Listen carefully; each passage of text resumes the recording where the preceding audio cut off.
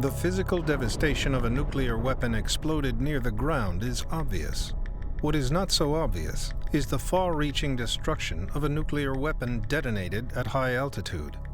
When used in this way, a nuclear warhead creates a phenomenon known as an electromagnetic pulse.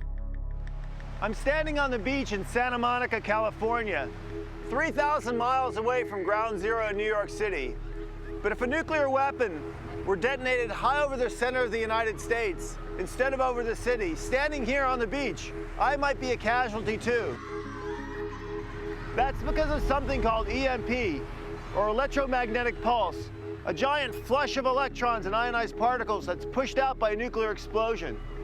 It could incapacitate every electrical system in the United States. Life in America might never be the same again.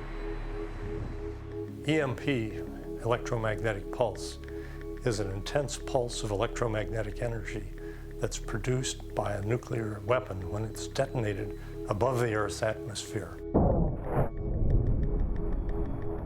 If someone exploded a high-altitude nuclear weapon over the United States, the electromagnetic pulse would affect all the electronics within line of sight of that burst. An EMP produces damaging current and voltage surges, burning out the semiconductor chip of any electronic device within line of sight. The result of that is a complete shutdown of the electronic system.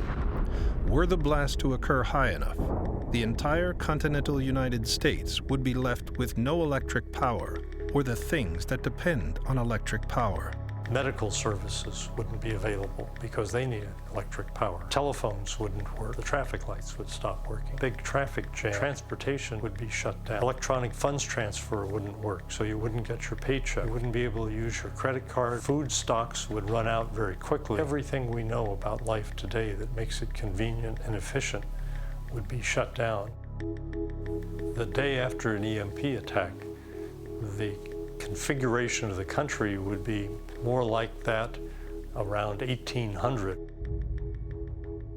The problem is that the country had a very small population at that time compared to the 300 million people who live here today.